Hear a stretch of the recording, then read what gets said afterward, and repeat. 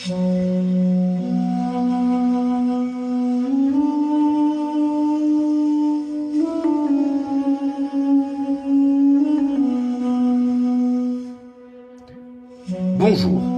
bienvenue dans le podcast L'histoire des Germains, des Francs et des Mérovingiens. Je m'appelle Xavier. Et je m'appelle Romain. Abonnez-vous à notre podcast sérieux, mais pas trop, conçu pour les passionnés d'histoire, qui veulent tout comprendre sur ces rois et leurs peuples, comme leurs aventures durant le premier millénaire. Suivez-nous sur les réseaux sociaux Facebook et Instagram, ou écrivez-nous à meropodcast.fr@gmail.com. Et n'hésitez surtout pas à nous donner des étoiles sur votre application de balado favorite. Genre 5 étoiles si vous ne savez pas laquelle choisir, ou à nous laisser un petit commentaire. Ça fait toujours plaisir.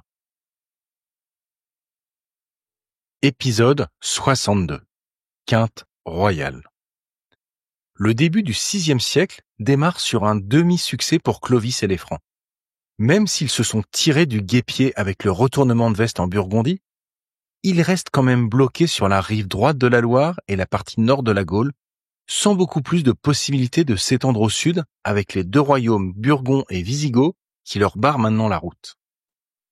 D'ailleurs, c'est tout l'ex-empire romain de l'Ouest qui a fini à peu près par se recomposer en plusieurs royaumes-États cohérents et solides qui anéantissent de fait toute perspective d'expansion facile pour Clovis, le serial annexeur des années 500. Je vous propose donc de voir comment le grand roi Clovis va tirer son épingle du jeu, en commençant par faire un tour général de l'horizon de ce qui se dessine à l'ouest, à ce stade, avec les grands successeurs de l'Empire d'Occident.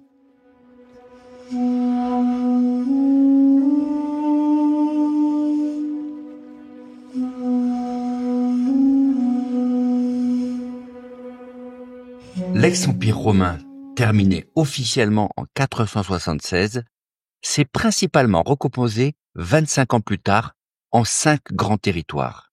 5 grands blocs dirigés par un prince, qu'il soit roi de plein droit ou simple représentant officiel de l'empire, sachant que la différence est plus une façade qu'autre chose. Alors, pour commencer, au sud, couvrant toute l'Afrique du Nord, la Corse et la Sardaigne, on trouve le royaume des Vandales et des Alains, descendants de ces pillards du 31 décembre 406 et qui ont fait du chemin depuis leur traversée du Rhin.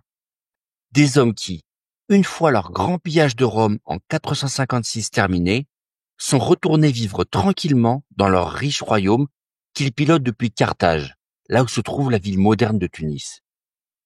À l'ouest, c'est l'immense royaume des Wisigoths, couvrant maintenant un grand tiers de la France actuelle avec les régions modernes de Nouvelle-Aquitaine, d'Occitanie et d'Auvergne. Et pour faire bonne mesure, la quasi-totalité de l'Espagne et du Portugal. Un royaume immensément riche et vaste qu'Alaric II dirige depuis 486 à partir de Toulouse, mais qui s'est révélé assez instable avec une domination compliquée sur l'Ibérie et des révoltes régulières qu'il faut mater. Bon, si on est tout à fait juste, il faudrait aussi parler du royaume des Suèves, lui aussi issu de l'attaque de 406 et qui se localise en Galice, à la pointe extrême ouest de l'Ibérie, mais dont l'existence est totalement inféodée aux Wisigoths dont ils sont les vassaux. Donc, c'est un acteur un peu secondaire dans notre histoire que nous laissons de côté.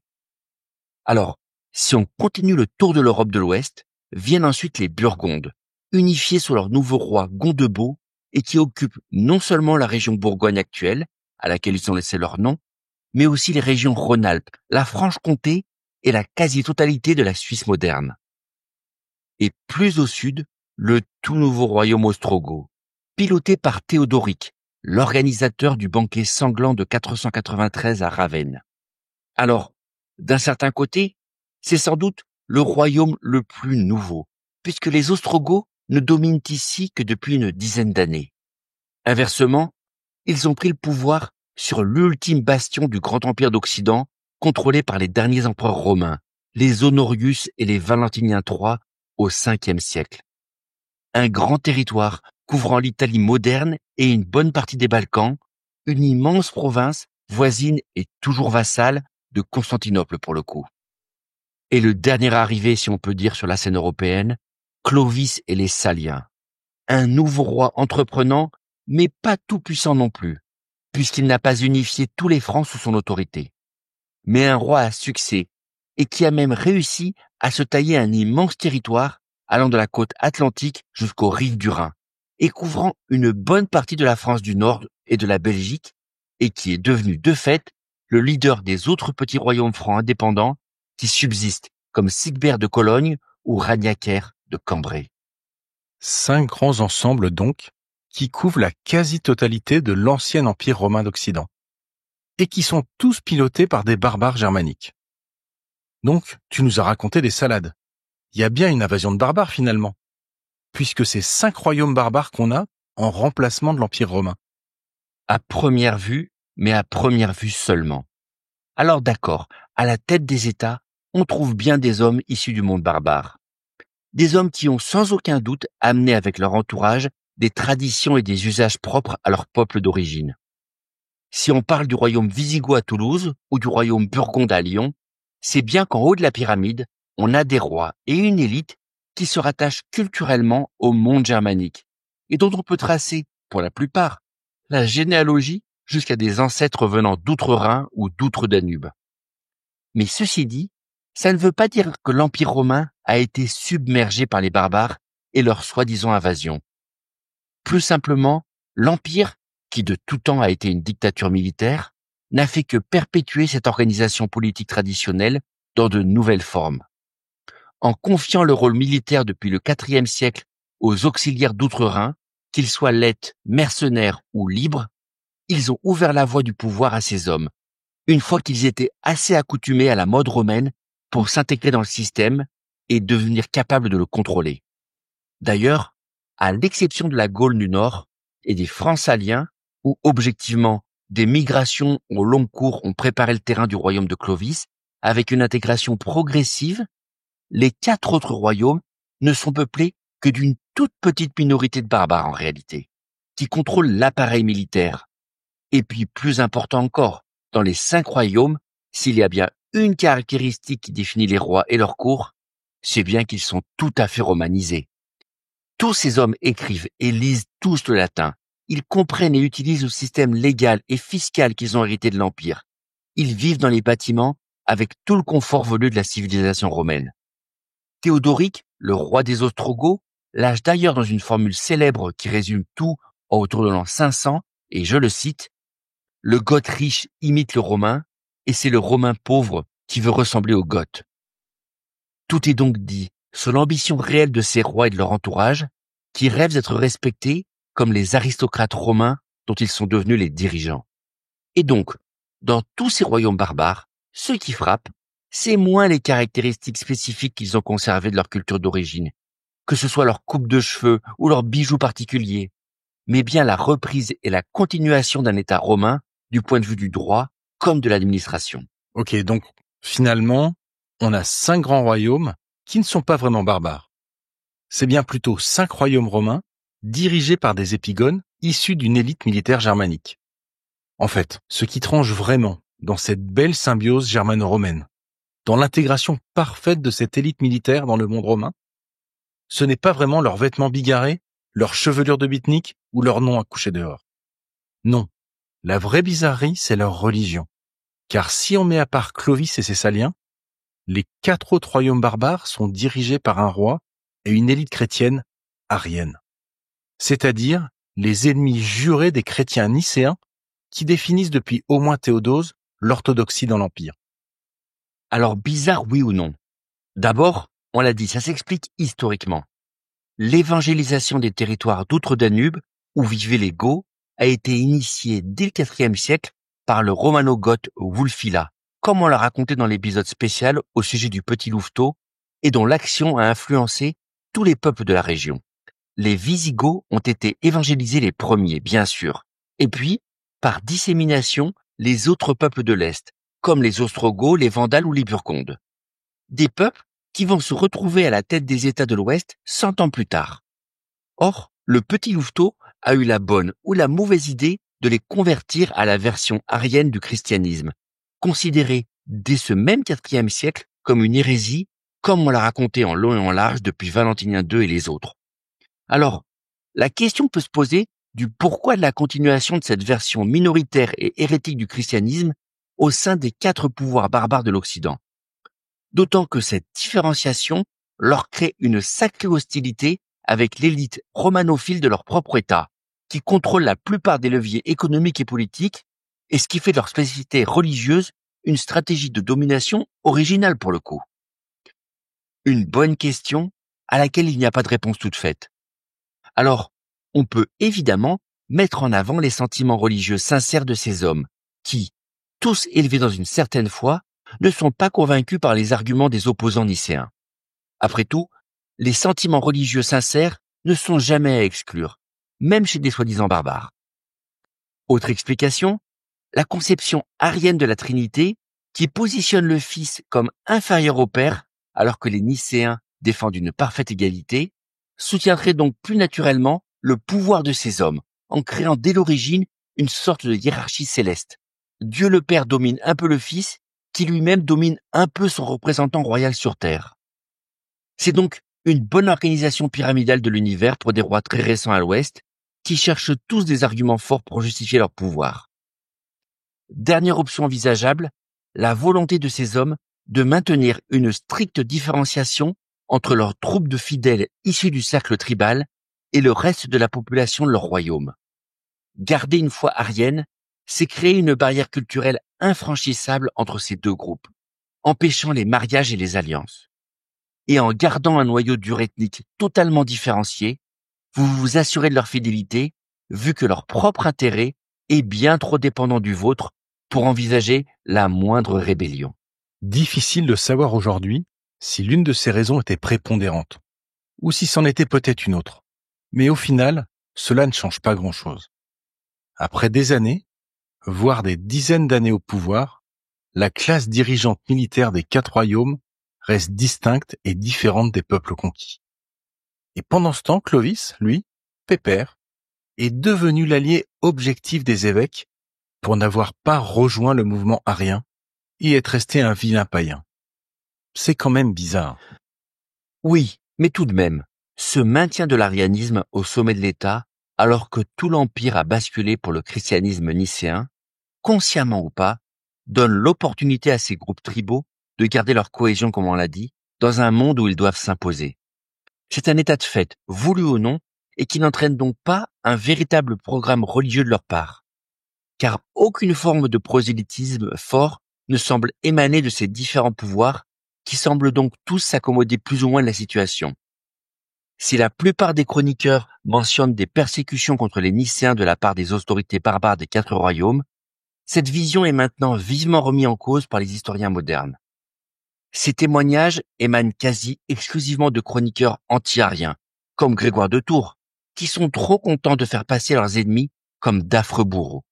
D'ailleurs, on n'a pas trouvé réellement de traces de campagne de destruction ou de persécution à grande échelle des fidèles nicéens.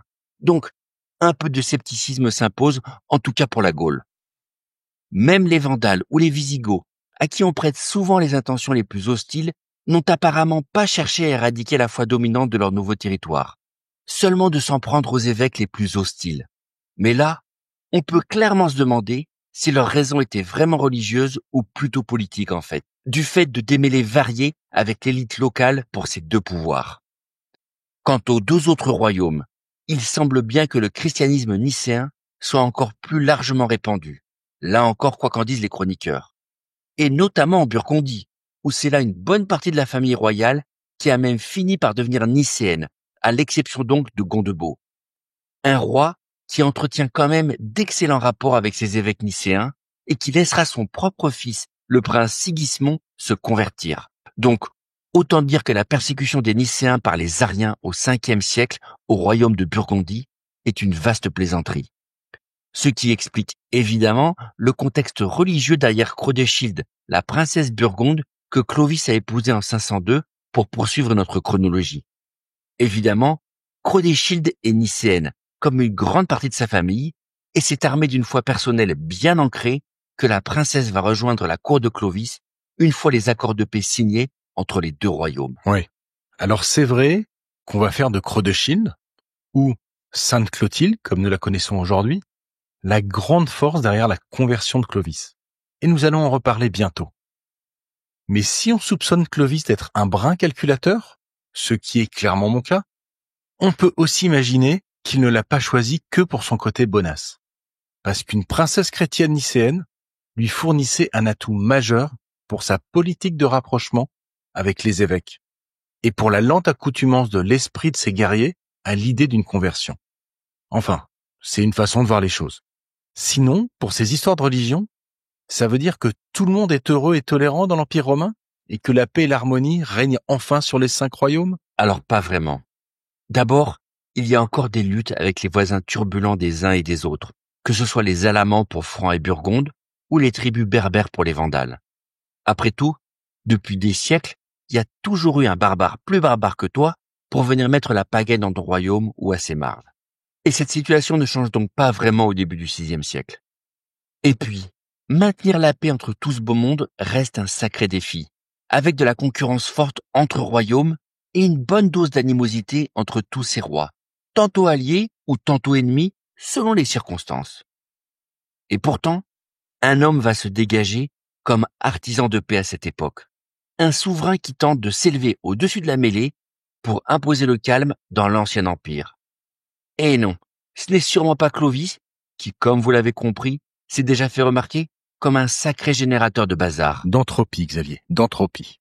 Et ce, depuis plus de 15 ans.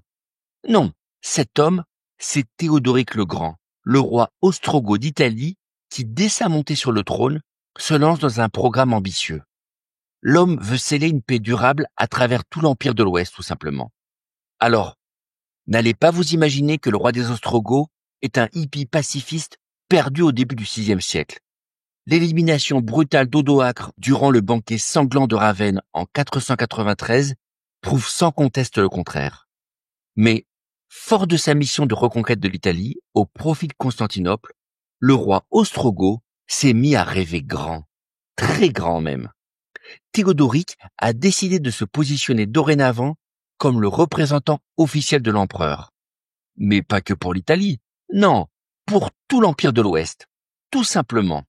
Et notre homme s'est donc donné comme mission d'apaiser tout cet ensemble sous son égide, officiellement pour le compte de son patron, l'empereur bien sûr. Un par un, en une décennie, il va convaincre chaque roi de s'allier avec lui pour sécuriser la paix générale à l'Ouest. Alors d'abord, comme on l'a dit, il a épousé lui-même Odoflède en 492, la petite sœur de Clovis, au moment où il finissait la guerre d'Italie. Et dans l'ordre, il a donné sa première fille en mariage à Alaric II, roi des Visigoths vers 494, puis sa deuxième fille qu'il marie au prince héritier des Burgondes, Sigismond, le fils de Gondebaud, avec qui il enterre la hache de guerre une fois réglé le problème Odoacre. Et Théodoric va compléter le tableau en mariant sa propre sœur avec le roi des Vandales au sud durant l'année 500. En moins de 10 ans, tous les royaumes de l'ex-empire de l'Ouest se sont alliés avec Théodoric d'une manière ou d'une autre. L'homme s'est littéralement imposé comme le parrain de la région, le grand protecteur de la paix universelle pour l'empire à l'Ouest. Le petit usurpateur, sorti des plaines du Danube pour s'emparer de Ravenne, est devenu le cousin ou le beau-papa de toute l'aristocratie germanique de l'Ouest, au tournant du siècle, avec en prime une redoutable armée d'Ostrogoths. Et sur sa carte de visite, il se présente comme le très fidèle serviteur de l'empereur d'Orient. Un gars avec qui il faut sans doute pas trop se fâcher, n'est-ce pas? Eh oui, mais la Pax Ostrogothica de Théodoric va rencontrer quelques ennuis. Pour commencer, la prééminence politique et militaire que le roi d'Italie veut imposer sur l'Europe de l'Ouest le met en conflit direct avec Cyril l'annexeur du Grand Nord, évidemment. On l'avait dit, les relations avaient pourtant bien commencé avec son mariage avec Odoflède, au moment même de l'accession au pouvoir, durant la guerre civile d'Italie, au début des années 90. D'ailleurs, le premier fils connu de Clovis, qu'il a eu avec sa première épouse germanique, va s'appeler Théodoric, qui sera modernisé dans notre langue en Thierry. Alors, il n'est pas sûr du tout que ce soit un nom en hommage au grand roi des Ostrogoths, mais c'est bien possible, vu que ce prénom dénote sérieusement de l'onomastique habituel des rois francs en Schild ou en Clos.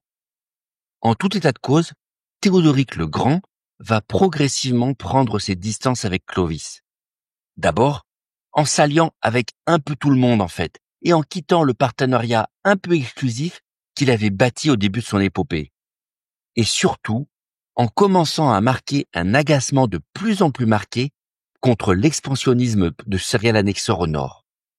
Car dès 505 ou 506, il est absolument clair que Clovis a repris les opérations militaires contre les Alamans à la tête d'une coalition de Francs qui combat les voisins de la Haute-Vallée du Rhin. Si Théodoric, qui avait déjà laissé faire pendant la guerre franco-burgonde, espérait que le retour au calme de la paix générale de 500 allait durer, il s'est bien trompé. Alors, difficile d'être catégorique sur cette nouvelle guerre alémanique de Clovis, car Grégoire n'en parle pas. Enfin, soyons plus justes, le plus probable est qu'il en parle, en mélangeant des éléments des différents conflits de la période et en regroupant tout sur une seule histoire. Mais en 505 ou 506, d'autres preuves épigraphiques incontestables celles-là démontrent que la guerre a repris sur ce front et que la bataille iconique de Tolbiac de 496 regroupe possiblement 2 voire 3 batailles différentes échelonnées sur cette dizaine d'années. En 506, on a peut-être affaire à une guerre défensive comme en 496 et la fameuse bataille où le cousin Sigbert a perdu son genou. Ou une guerre de représailles.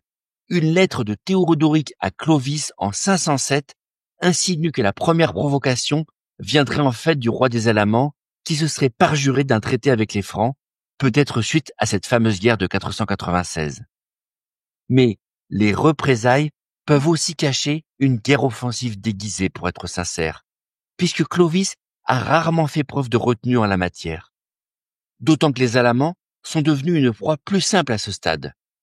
En étant resté à l'écart du territoire et de l'influence romaine, ce peuple ne s'est pas du tout enrichi des techniques et de la tactique romaine et n'a pas consolidé son organisation politico-sociale pour bâtir un État fort, à la mesure de ses nouveaux voisins romano-germains, comme les Burgondes ou les Francs. C'est donc assez logiquement finalement que Clovis et son armée vont les écraser.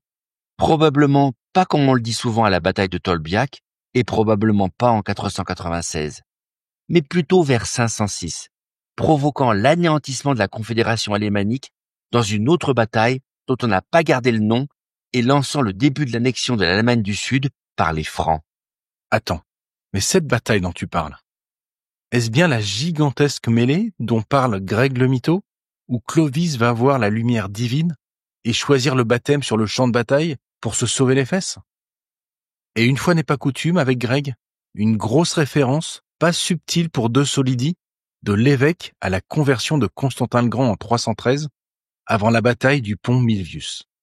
Bataille, pour rappel, où le futur empereur aurait aussi eu la révélation divine avant le grand combat, et aurait fini par obtenir la victoire. Bon, ça tombe tellement bien quand même cette histoire, et même si on peut objecter que c'est souvent le propre des miracles de tomber à point nommé, la ficelle ici paraît quand même un peu grosse. Alors, l'histoire ultra célèbre se déroule ainsi dans le récit Grégoire, dans sa mention unique de la guerre franco-alémanique. Pendant la fameuse bataille titanesque où Clovis affronte les Alamans, qu'elle se soit déroulée en 496 ou donc plus probablement en 506, quelque part dans la vallée du Rhin, la partie semble hyper mal engagée, avec un acharnement total de part et d'autre entre les deux armées. Mais la taille et l'ardeur des troupes des Alamans est telle qu'elle est sur le point de faire craquer celle des Francs et de la tailler en pièces. Une situation quasi désespérée pour Cyril l'annexeur, qui, se rappelant toutes les belles promesses bibliques qu'il a dû entendre, s'arrête littéralement au combat, lève les mains au ciel et implore Jésus-Christ en promettant le baptême s'il est sauvé de cette catastrophe imminente. Une prière qui a le résultat escompté, puisqu'à ce moment précis, le bruit se répand que le roi des Alamans vient d'être tué dans la mêlée. Une nouvelle surprise qui provoque la panique de l'armée alémanique, permettant aux Francs de retourner la situation et de massacrer facilement cet ennemi dont le moral et l'organisation viennent de s'effondrer avec cette mort inattendue. La bataille va se terminer par un écrasement complet, les survivants se soumettant au roi Clovis pour avoir la vie sauve et offrant leur territoire au roi invincible des Francs. Un beau morceau de bravoure qui va ouvrir la voie à la conversion officielle de Clovis, qui va pouvoir intervenir fin 506 selon notre chronologie. En tout cas, si on s'en tient à cette version, différente de celle de Grégoire, mais qui positionne tous ces événements 10 ans plus tard que dans cette seule campagne de 496. Pas trop vite, Xavier. La conversion de Clovis, c'est une autre histoire que l'on va garder pour le prochain épisode où l'on décortiquera ce tout petit événement pour l'histoire de France. En attendant, tout est bien qui finit bien pour Clovis. Tout le monde est content, une nouvelle ère de prospérité, youpla boum, pour tout le monde. Alors, pas tout à fait en fait, car il y en a un qui n'est pas du tout satisfait de cette situation et qui s'irrite carrément de toute la séquence, lumière divine ou non. Et ce quelqu'un, c'est évidemment le beau-frère Théodoric le Grand. Dans une lettre qu'il adresse à Clovis autour de 506, où il admet apparemment le fameux parjure de la part des Alamans, il déclare que maintenant, ils sont sous sa protection et que les Francs doivent arrêter de les poursuivre en direction du Danube et que l'humanisme et la modération seraient les bienvenus. Des petits rappels à l'ordre du patron du Sud qui sont bien la preuve que Théodoric n'est pas vraiment content de tout ce qui se passe. Alors, au-delà des nobles sentiments humanitaires du roi des Ostrogoths, dont l'existence reste à démontrer, il y a sans doute plusieurs raisons à ce changement brutal de ton. D'abord, c'est que la campagne brutale de Clovis en territoire alémanique a provoqué un véritable exode migratoire en direction du sud. Théodoric se retrouve apparemment avec une masse de réfugiés filant dans sa direction et qu'il doit stabiliser sur sa frontière nord, voire intégrer sur ses propres terres en Italie. Clovis a provoqué une déstabilisation de toute la région sud de l'Allemagne qu'il faut arrêter avant que tout ça ne tourne littéralement à la catastrophe humanitaire. Et puis deuxième raison, Théodoric dans sa lettre montre bien qu'il n'est pas dupe du prétexte qu'utilise Clovis pour simplement annexer un territoire et augmenter son royaume et sa puissance. La mise en garde qu'il lui adresse prouve bien qu'il a bien cerné le genre de psychopathe qu'il a accueilli dans sa famille, capable par ambition d'anéantir n'importe quel voisin sous n'importe quel prétexte. Et que cette ambition, loin de se calmer, va croissante et ne peut que lui mettre un beau bazar dans sa belle construction politique d'un Occident pacifié sous son égide. Un objectif qui apparemment passe bien au-dessus de la tête de Clovis, qui a décidé de reprendre son costume de serial annexeur et de ne pas trop soucier de faire de la peine à son cher beau-frère d'Italie. Théodoric est d'autant moins amusé que ses propres ambitions pour devenir le patron en Occident ont aussi eu leur propre revers. Et évidemment, c'est celui d'agacer gravement Constantinople, qui n'apprécie pas son petit jeu personnel, pour celui qui n'était en théorie au départ, que leur instrument pour amener l'Ouest sous leur contrôle, à eux les Byzantins. L'empereur s'est clairement retourné contre lui, après les premières années de concorde et commence à lui chercher des problèmes maintenant. Et pour Théodoric, son incapacité à maintenir la paix et l'unité derrière lui comme il l'espérait, renvoie le pire des messages vis-à-vis de l'empereur. Celui de sa faiblesse, évidemment. Ce qui était l'inverse de son plan pour qu'on n'ose plus lui chercher des problèmes du côté du Bosphore. Tout ça par la faute d'un seul homme, son beau-frère du nord de la Gaule, qui commence sérieusement à lui chauffer les oreilles en cette année 506. Et oui, car Théodoric se rend bien compte que tout son plan d'avoir un empire romain à l'ouest, bien uni derrière lui, comme meilleure assurance vie possible contre l'empereur d'Orient, risque de s'écrouler s'il laisse son beau-frère devenir encore plus puissant et incontrôlable que jamais. En 506, la seule bonne nouvelle qui doit rassurer le grand Théodoric dans son palais de Ravenne, c'est bien de savoir que le scénario catastrophe d'un empire romain d'Orient s'alliant avec le roi des Francs contre lui est hautement improbable tant que Clovis est un indécrottable païen qui ne sera jamais ami avec l'empereur. À moins, bien sûr, que Clovis ne se décide à changer de religion. Théodoric a peut-être dû se dire qu'il avait bien le temps de voir venir. Merci d'avoir écouté cet épisode de l'histoire des Germains, des Francs et des Mérovingiens, le podcast dédié à l'histoire de France durant le premier millénaire. N'hésitez pas à nous retrouver sur Internet et à nous contacter sur meropodcast.fr, @gmail.com et rendez-vous au prochain épisode.